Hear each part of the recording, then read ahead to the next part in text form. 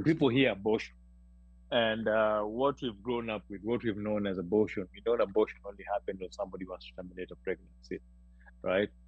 And then there's that notion of how Republicans have learned how to demonize it in a way that even when they're saying that they're calling it abortion after birth, that's when they're doing that medical procedure and the kid comes out and the kid is alive, that the Democrats want to kill that kid. And then so when people hear abortion after birth, they just assume like it's that kind of bad abortion whereby the fetus is developed, it's a baby already and it comes out and it's killed. Like there's so much misinformation about people understanding the medical procedures that a lot of women have to go through to save their lives, to give them a chance to continue living and being there in their families. I think that's the confusion that's out there with people, because in some of the groups that you're seeing out there where people are saying they're supporting him because of this abortion issue, the surface level conversation is that, Democrats just want an open check on abortion for anyone to go do an abortion, and then they will tell you that Republicans, they're against abortion but they're okay with it in medical emergencies. But now what's not being said, who qualifies what a medical emergency is, and that's a gray area where like your regular like Trump supporter or any regular person cannot determine like what a medical emergency is. And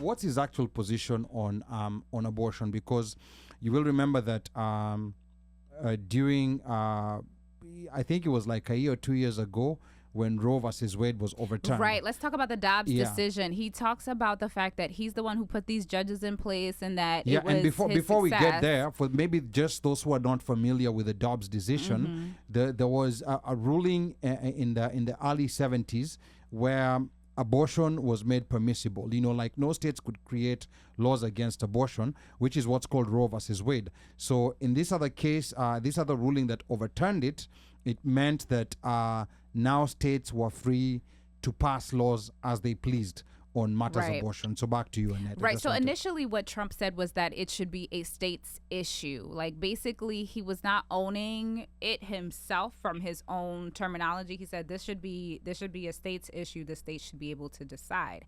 And so his part then was to make sure that the Supreme Court was set up in a way that that Roe v. Wade, as you just explained, could be overturned, which primarily protected the privacy of individuals. And that's very important to understand about the privacy portion of it, because since the Dobbs decision happened, states then enacted laws that then banned abortions. And one of the things that they did was create laws that would persecute doctors and women for having an abortion, regardless of, different states have different language as to how this would happen. So what that means is, and we're seeing it play out in real time.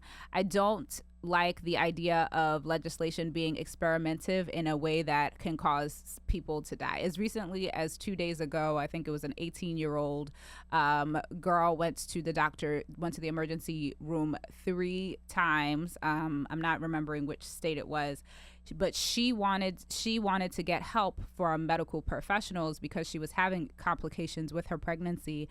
This is not a person who went to the doctor for an abortion. When you're going to the emergency room, you are having a medical emergency.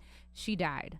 The solution was there. We know what it is, but the doctors were unable to perform any type of medical intervention because it would have caused them some legal troubles if they had. That doesn't make sense to me. I think that it's important for us to look at what the ramifications are when we talk about this. So it's not just, okay, he is not for abortion, okay, but what then have the laws that have been enacted since, what has the actual effect been? And people have died again, and that to me is unacceptable. Now, I think to be clear on this, and here I'm speaking now on behalf of men, because there's certain aspects of this that men actually, most men, don't understand, because the way the way this issue is being spoken about on at surface level is that we just don't want people to be going to get abortions, No, you know, that's not just what we're talking because about. you know, like they engage in irresponsible behavior and they don't want to have these babies. Now, I was following up a case from Georgia, which was out in the media of a lady who went to a hospital in an emergency. But I think with what has happened, it's making it difficult for doctors to make that judgment, because it's a gray area where the state could decide that, oh, you performed an abortion, so we're either taking away your license, or we're sanctioning you, or we're preferring criminal charges against you. So she had to drive to she tried to drive to North Carolina. And in the process, I don't know that it was by the time she got to North Carolina or on the way, she died. Yeah, she died, and she wasn't able to get the treatment that she was looking to get. So I think that's the confusion that's out there with people, because in some of the groups that you're seeing out there, where people are saying they're supporting him because of this abortion issue, the surface level conversation is that, oh, Democrats just want an open check on abortion for anyone to go do an abortion, and then they will tell you that Republicans, they're against abortion, but they're okay with it in medical emergencies. But now what's not being said, Who qualifies what a medical emergency is? and that's a gray area where you know, like your regular, you know, like Trump supporter or any regular person, you know, cannot determine, you know, like what a medical emergency is. And I think that's part of the conversation that's happening, that's creating confusion, where it's saying that, yeah, you know, like Donald Trump is in favor of the states' right. He's okay with people having abortions in medical emergencies, or in case of incest and rape and all that kind of stuff, because that's a talk that's there. But on this other side, they want an open check on abortion. So that's what you know, like the Trump supporters are saying out there. Let me maybe hear from Omosh Fire or Mika on what they're hearing about this topic, because people are talking about this in male-only groups, and it's very interesting when you see people Ali, talking about it. Mika. so it's as you've said it. The thing about it is that it's misinformation, right? When people hear abortion, and what we've grown up with, what we've known as abortion, we know abortion only happened when somebody wants to terminate a pregnancy, right?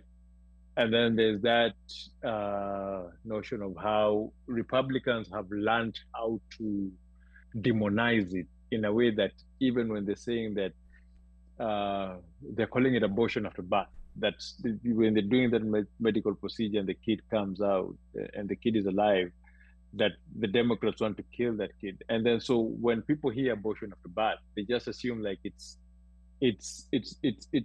that kind of bad abortion whereby the fetus is developed, it's a baby already, and it comes out and it's killed. Like, there's so much misinformation about people understanding the medical procedures that a lot of women have to go through to save their lives, to give them a chance to continue living and being there in their families. What most people don't understand, that it also does affect these Roe versus Wade. That does not only just affect the in terms of whereby you're saving the mother's child, but also in terms of fertility treatment. People who can't get pregnant easily, people who can't be able to access, and this is something that happens a lot, especially in the Indian health system, in the native health systems, whereby then those states that are pro-Republican, and you find that even pharmacists don't want to get access to birth control, and so this continues to justify and give them their reason on why I'm not going to give you birth control, because I feel like in my religion, I'm not supposed to give you birth control. I'm not supposed to support you aborting. I'm not supposed to interfere with any natural way of you conceiving. Now, when you go to these groups where these Kenyan men are talking and people are talking about these things, you just ask them a simple question. How many of you have ever taken somebody to have an abortion done? and you'll find crickets most of the time, right? But then when it's out there in public and you're talking about it readily in terms of you thumping your chest, right? Even I don't give a story LGBTQ, we can still have to ask these men questions, and they'll keep quiet, right? Because it's very good when it's double standards, when you're talking and trying to say, like we have a famous DJ who said he has girls and is going to teach them how to be responsible and blah blah blah blah. But boy, have you been responsible with other people? Anyway, in your life, when you're thinking about certain things, you have to think about yourself. So what if it happens that one of your kids was abused? No, what happens if one of your kids needed that medical procedure to help to save their life? Will you tell them it's morally wrong? You have to be able to know that you're not, when you these things can bite home, can become close to home. It might be somebody you love, your mother, your sister, your daughter, your wife, who needs that medical procedure to save their lives. So when you're talking about such things as Roe versus Wade, obviously you're not talking about abortions as people should just be responsible, go get pregnant and terminate pregnancies the way they are.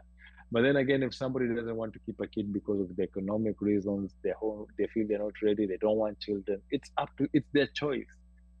Let people be able to make that choice.